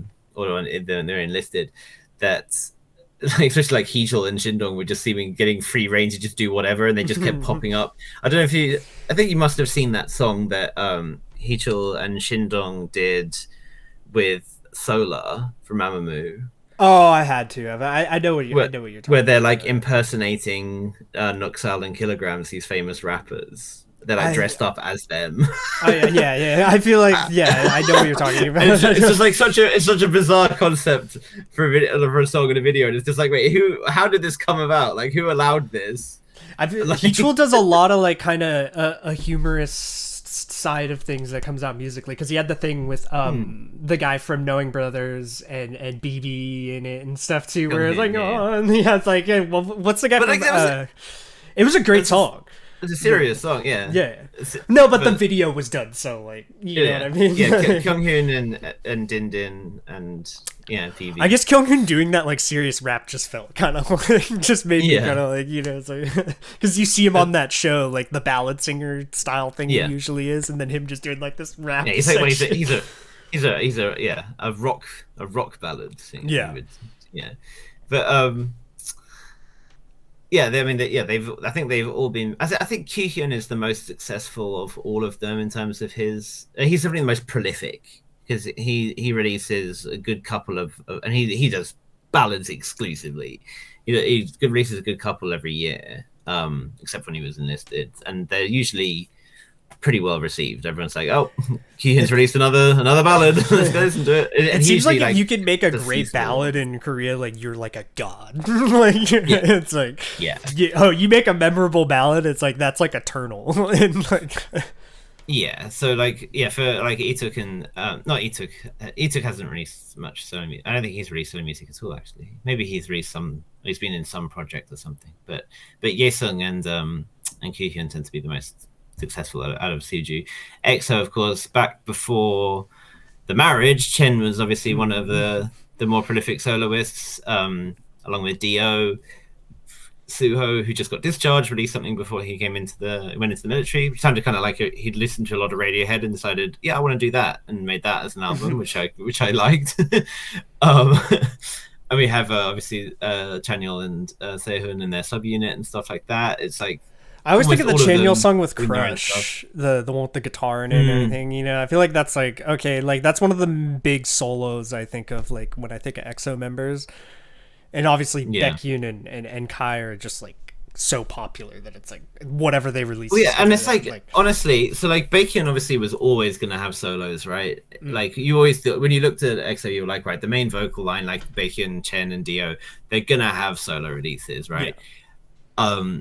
I was so happy because Chen's was like I was expecting the ballad type things, and Dio I was expecting the ballad type things, but Baekhyun to come out with that like baby making music, I was my really baby. taking me to that UN village, like But I honestly didn't think I would ever see Kai have a solo career because Kai never stood out as obviously Kai is a world-class dancer, but he never stood out as a vocalist or a rapper, not least because he just doesn't have that many parts in EXO songs, generally speaking. He's good, don't get me wrong, but it's not what he's about, and to do a solo is a very different thing. But then he comes out and he makes it it fits his vibe, and it works, it was super solid. He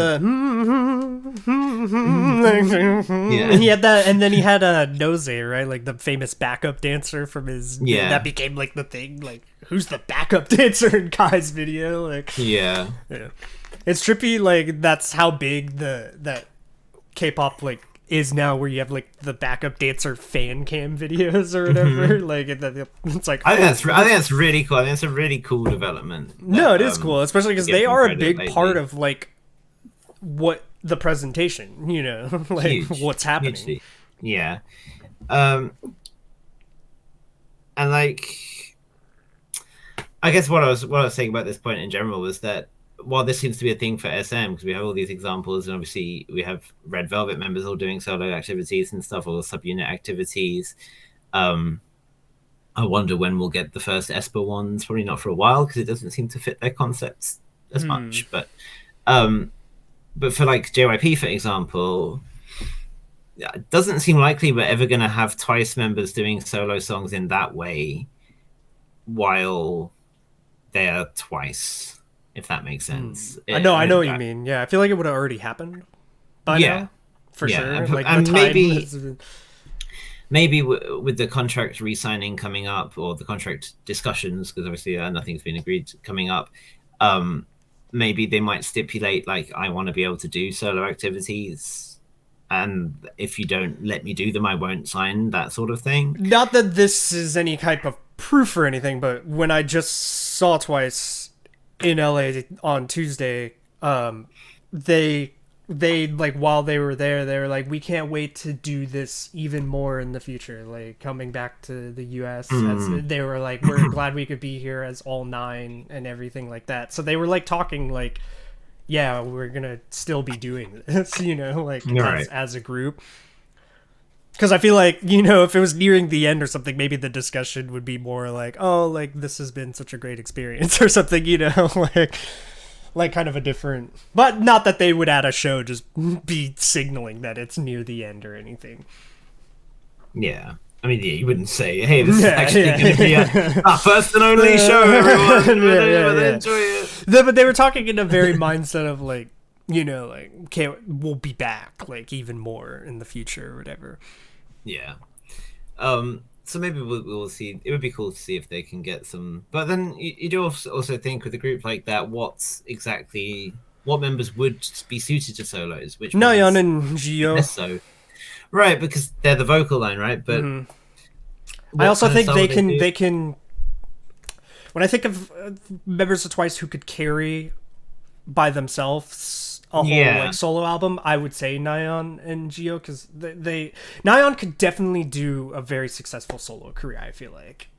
Yeah, and oftentimes I've found myself thinking about, especially like main vocals in girl groups. I'm like, well, obviously they're good, but I'm not sure I would want to listen to them for a whole album. I'm not sure how interesting an album they could make, but it's usually ended up surprising me.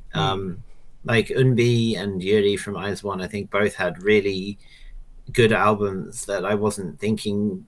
But knew and liked them, especially Yuri, but I wasn't expecting their albums to be as enjoyable as they were. All of the Eyes One solo stuff I've seen is really and good. Yena's too, Yena, Eunbi, and Yuri. I really liked all of their solo stuff, which is a say because I wasn't like Eyes One like disbanded as our channel was like kind of, so I didn't have like a big in-depth Eyes One like thing where I became like a big Eyes One fan or anything. I remember I just liked Sakura because she was pretty or whatever from Eyes One. That was the depth I got into Eyes One. Even Hyewon had a solo release, like, and that was it wasn't delivered as like a big album release in the same way. It was just like a special kind of Christmassy thing. But even that was really solid and a lot better than I thought it was going to be. So yeah, it's like I'm always up to be surprised in that. And I guess with Twice you can kind of judge them like the melody projects as something, the kind of sort of solo or duo things that we've seen, like that solo like songs that they've done. Like Chewy did that one with Bang Chan, which was kind of like a strange pairing. Actually visually, like in my mind I can't even like comprehend it. It's funny to think that they're colleagues, but it's I remember the JYP Nation stage back in 2018 when Chaeyoung had like an extended kind of rap moment with other people, like with some of the Day 6 boys and with Bam Bam. It was like, oh, I'm suddenly picturing Chaeyoung as like not just Twice, like it was suddenly she was an artist on her own, and I'm like, she could drop a mixtape, where she really like raps, like, because a lot of their songs she does, and I think actually only on the recent album is the first time we've really seen her get more like rap parts. With there being 9 members in Twice, you don't know how much of like musical style hasn't been explored by some of the members and stuff. So like, but there are some, like, because Mina and Momo are like my 2 favorite members in Twice, but I can't fathom what a Momo Mina solo would be like. I can't, like you can imagine Mina. I can imagine Mina doing like you can imagine her doing like a sweet song, but then you could also imagine her doing like a sultry kind of song. But the like a whole album concept, like I'm trying to. A whole album is a lot. Obviously, Momo could do something, I guess, just very like dance oriented or something, but it's hard to imagine. I don't even think Momo necessarily would want to do a solo album. I feel like obviously it's not suited to every member. That member wants to dance, right? Like, I mean, I don't know, I'm not going to speak on behalf of Momo entirely, but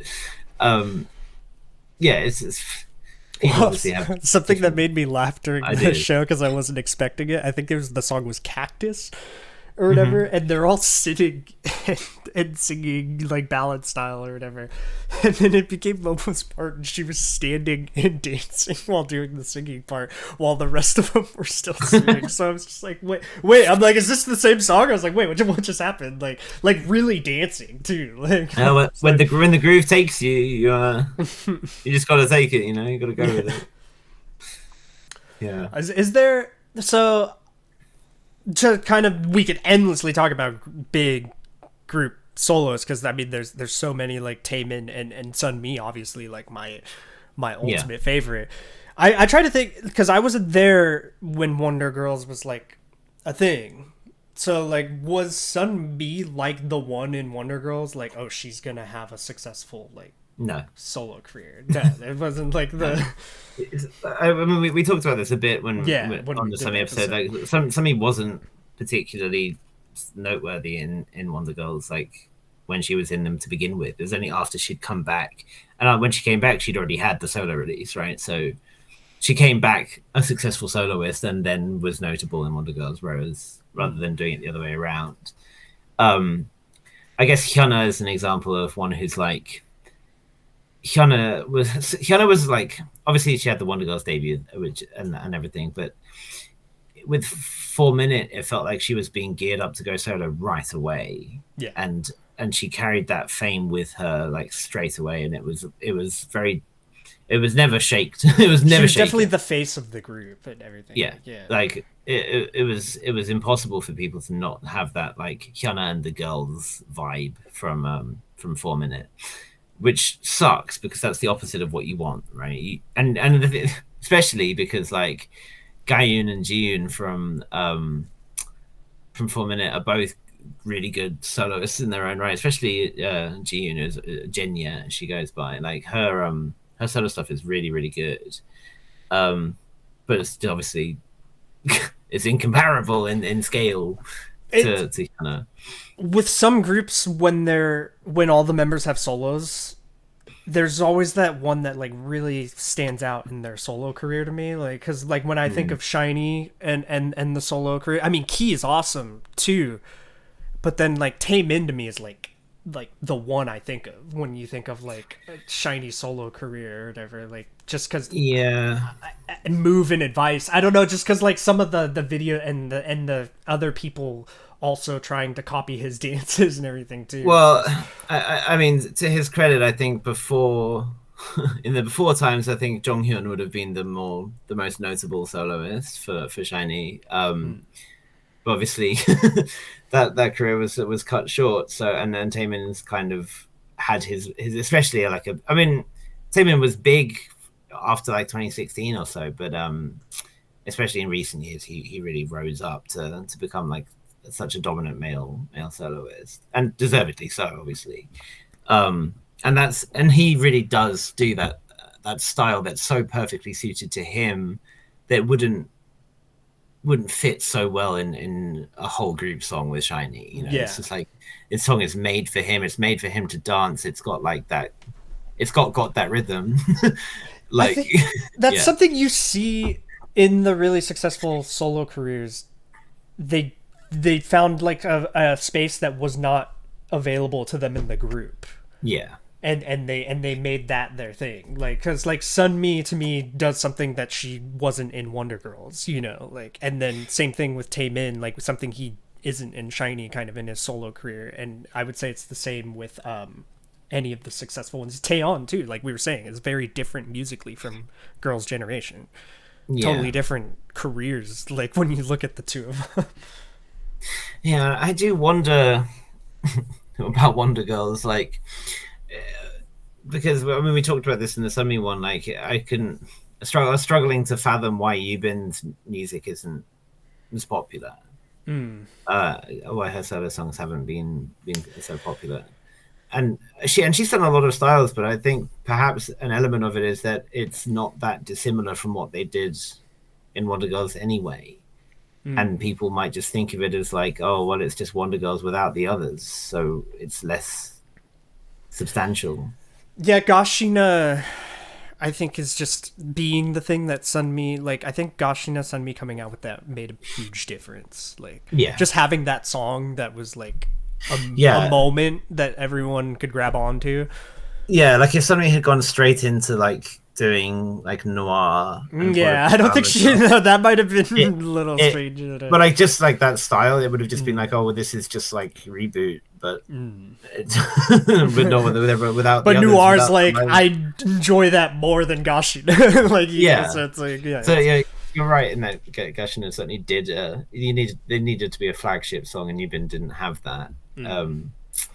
It's Luna's Madonna, like is such a great song and deserves like so much like praise, but then I wonder if it's just because it's something you could imagine as an SM song in general, just because some of the style to Yeah, it. Yeah, like you could imagine FX doing that, couldn't you? yeah, But I think honestly, it's just that Luna was she's I don't know what her company situation is like at the moment, or like that what song's her such a situation banger is. though. Like that song is just like Because it didn't it's have so promotion. good. Like that's a great song. Like from the It moment it is. started. It really is. But like compared to, because she had Free Somebody, right, which was a huge hit. Like Free Somebody was really really big. And it certainly seemed to set her up for a strong solo career. And she had two releases, I think, in 2019, which neither of which did all that much. And then she just kind of disappeared up until Madonna, and it did, yeah, cause it just didn't have promotion, so not many people even know it know it existed. Um, Much in the same way that not many people know about what Amber's music is at the moment. Amber's about to drop a new album, but I don't think many of the Miyu fandom is following it really anymore. Well, she moved into the like U.S. fully for doing her career too. Yeah, I Didn't she, mean, to Amber? be fair, Amber's music can't be considered K-pop releases anymore, but Yeah.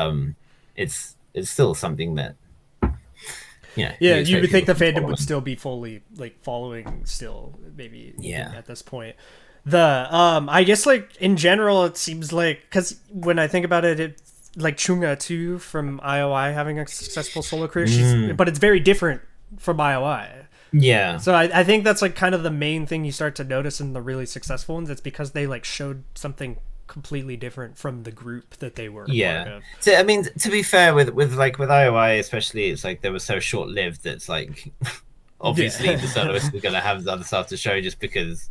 But Chungha obviously she came through and she was known for her dancing and stuff, and it was like she was expected to have songs that were going to show that. I mean, but her initial songs didn't really do all that much, and then she had the roller coaster, which was like this big hit, and with its floor choreo and stuff, and that got everyone in right away. That's the big thing too. You have to have that like staple song like that one Yeah, that's like okay, this was when this made them take off or whatever, like. And yeah, maybe some the solo artists they release great music outside of their group, but they don't have like that song that gravitated and pulled everyone in. yeah. It's that, or you have to be signed to a big enough company with enough of a fandom that it doesn't matter, like for Yeah. Somi. Like, but at least, I mean, the thing obviously that also makes a good soloist is that it has their unique flavor in it. It has their personality in it. Even if they're not writing it themselves, they're at least involved in some way because it's very clearly tailored for them, right? Because like we know that like Taemin doesn't make his own songs, but we know that like there's something that goes on in there that gives him songs that are just perfect for him. That Yeah, it yeah, suits his style so much, like move and yeah, advice, and it's like I couldn't imagine, and there's not another like person in K-pop that I feel like does it like he does that yeah, style. yeah. And that's what makes Somi so successful. I think is that her, even though she actually has been musically involved as well, but I think it's just that it's so their songs are so her, you It know. suits her style. Yeah. Yeah, that like that kind of like part Western, just like that vibe I is very suited for her. Not so out of the Blackpink members, I feel like when I think of those solos, Jenny's was the best. Like Mm, of being like when I saw the member, like this is like what I think of when I think of you in Blackpink or whatever, like this is like the role I think of you kind of in the group or whatever. Like Jenny was like Jenny from Blackpink when she did yeah, solo, whereas I would say I don't know with the other ones how still even how to like grasp it all in to the I group. honestly I do have a soft spot for On the Ground. I actually um, liked Gone I better. thought Gone is okay, yeah, but the thing is, I think they're very simple songs, and that they kind of come across to me as like almost as if Rose is like Rose writing her first song, because like it's a very simple, straightforward message, and then it's just put over like a simple, straightforward beat. Yeah. But it doesn't sound bad. No, no, You no. know, Well, just Rosé's voice is so interesting to yeah, and listen I to. think it's not there to blow me away with it, like with its musicality or anything, but I do end up when because I hear that that's the song I hear most out of all of the solos. I hear that in Korea the most. Mm. Um, and that one when I do hear it, I definitely I'm not mad about hearing it like I am when I hear Money. Rosé's was the one I was definitely most interested in dropping because she's that unique tone. You just like you want to know what are you gonna do? Because Yeah, like there's Rosé. It makes Blackpink like to me when you're listening to those songs and there's those hooks that come in with because her tone of voice is so unique when it comes in on any of their music like and it really hits like I yeah. remember my dad does like not listen to pop music like really at all but I remember he had heard a Blackpink song that I don't remember what one or why it was on and stuff but and then he heard Rosé's voice and he was like who's that or whatever like It asking like just who is that like or whatever, like it stands noticing very out. distinctly like hearing that and being like whoa what like like Yeah, so she has that tone that really cuts through. yeah, and I do wonder if we'll see them do other solos in the future. I mean, especially because we're at that point now. Like Blackpink are about to celebrate 6 years. Mm. Um, so next year is the dreaded seventh year, right? And I feel like they're in a very similar spot to anyone, um, where they're extremely popular, haven't released much music, have very promising solo potential. Mm. Because you can certainly say that CL and Park Bom had very promising solo potential back in those days as well. Obviously, CL's is much more realized now. Um, and there's a new girl group coming from the company. Yeah, you wonder if they're just like thinking okay we survived just going past 2NE1 to Blackpink like we'll do it again. You wonder if YG's It's thinking that like we're too it, big to fail or something yeah. like If the plan is just that's it. It's just the 7 years and that's it. I don't know. It doesn't make sense from a business perspective, they're so massive. I don't understand why they wouldn't just go all in on it. but maybe the Like, girls don't want to do it. Won't want to do it. I don't know. We'll see. But let's say in a hypothetically that they do disband as Blackpink next year. I wonder how many of them would want to do music solo. Who would still be doing it? And I feel like you could have a pretty successful shot at debuting Lisa in the Western market. mm, And Rose, I feel like you could amusingly, I feel like Rose would probably do better in Korea. stylistically, for sure, yeah. I Yeah, feel like Rosé is the most inclined to do music. yeah, I feel like she's definitely the one who's most into it about the music, versus like yeah. sometimes like it seems like Lisa and Jenny are like just like a social media empire or something, Well, like I think Jenny is very happy doing that because Jenny has always wanted to do fashion and stuff like that. But obviously, Lisa wanted to dance since forever, right? And I think no she did music and she took up singing and rapping as just a means to dance to on dance, yeah. stage. So I think she probably would still do that, but I think she certainly realized how much how much potential she has in other Yeah. fields if she so wanted. And I think Jisoo certainly is more inclined towards acting. Yeah, I could Um, see just going all in on acting yeah. as like the field. I guess to kind of conclude everything and to conclude this topic, I have a question. Who in Dreamcatcher do you think could have like Ooh. the solo career? There's a lot of members there that are like that could do very different styles and stuff like that. It's okay. So my immediate first thought was Shion, but that's probably less realizable than that because Shion was the most active, like in terms of a sort of solo career because she was on this show, right? She did I've this show seen the thing. EXO cover that she did before and stuff too. Oh, Overdose, yeah. Yeah. And that was finally had a moment of Koreans paying attention and being like, hold up, who is this? She's really good. And then she was second. Which Her was vocal tone is so cool. I could definitely see it being its yeah, own. and she's good. She's got great range, and like she could do a lot of different styles. She likes to dance. She likes to perform. She's good stage energy and charisma. Maybe visually and stuff, she's not what Koreans want. She's too gay. She's got such a She's too unique lesbian looking. look. She's such a unique look, though. I don't see why she wouldn't be really big and everything. Like she really stands out. That's why because she's unique looking. Because she doesn't have a she doesn't fit like you look at Eunbi from Ice One, for example, and you can see like Irene in her, Yeah. right? You can see that kind of visual style, right? Whereas Shion is very, as you say, is very unique. Like she's got that kind of wolfy look to her that I just feel like not everyone in Korea vibes with. So maybe that would be that I think musically she would release great solo music. I don't know how successful it would be. I agree. Out of all the members, she would be the most likely. I would say. Yeah.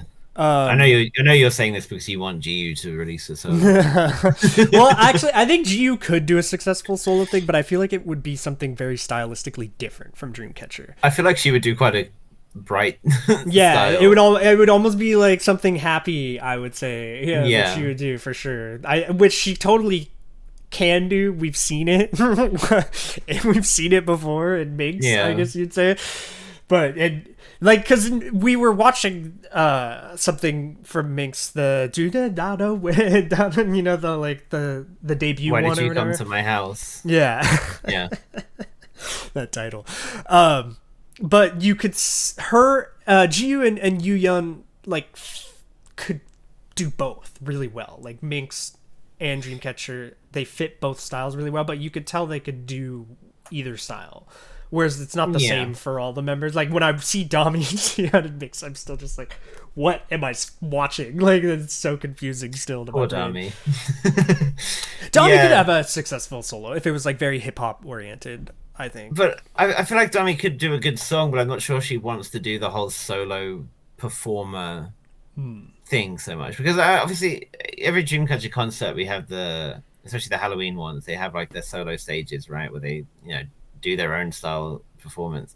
And it's always good, but you can tell that there are some who are more suited to doing that thing than others. Like Sua, I feel like, is so happy just doing something by herself anyway because she can dance, and Sua's voice is not to be underestimated either because she can sing. She would definitely, but again, she doesn't have her persona, her character, her vibe is not what people would want in a soloist. They want their soloist to be very like, I feel like Korean people like their soloist to be very kind of pure and admirable and not demons. I also feel like if you're not the rapper in a group, to have a successful solo career, if you don't have like the really strong vocal range, it's hard. I would say, like, because maybe you're restricted kind of in what you can do. But yeah, but I mean, I don't think anyone would have expected. Like, so Yena was like main rapper in Eyes One, and she comes out with the happy singing song. Not rap. Yeah, so you can do. Obviously, people can. I don't know. Obviously, they're professionally trained idols. The most of them are very capable in both. Like Sua rapped in Minx as well. So yeah, I feel like there's I feel like Sua could do it. But again, I think honestly at this point, Dreamcatcher's personalities are so gelled into the group environment that they wouldn't fit the it's the reason I wanted to ask is because one of the groups it's hard to see a solo career because it's such a tight knit thing. Like it's hard to. I know Shion. So Shion fronted a band before she joined Minx, of which no footage exists, or at least no footage has ever been found, which is devastating because I would love. It'd be awesome to see whatever that was like. So I feel like if she did a rock band like solo thing, I would lose my mind. That would be sick. Yeah, because Shion fits the style of Dreamcatcher vocally so good. Like she makes that like that sound. And Yuhyun, I feel like has that kind of that versatility to her. She could do a lot of different styles, and I feel like she's definitely would be like a eye-catching figure Yeah. on a solo stage, and she kind of has that personality that could fit, and she obviously has the Hers visuals and hers everything. stylistically is just the hardest to imagine, like music style, like what it would be and She could stuff. do a lot. She could do a lot of Yeah. different things. Yeah, it's an interesting one to think about. But Well, we leave you all with that. Now yeah, they'll just let us know in the comments endlessly who could go solo from Dreamcatcher. I think I don't know. Was there anything else? no, I think we really I covered think most of that's it. it. Like I said, that would be an interesting one. I'm interested to see what everyone would think would be like the member of Dreamcatcher that could have the successful solo career. But it is hard to imagine. They are like such a tight knit group. Like, well, they all fit their roles so well in the group too. So it's hard to imagine. But this has been episode 14 of the K-pop podcast. I'm Honan. I'm Oliver. That's Momo over there in the corner. Have a good one.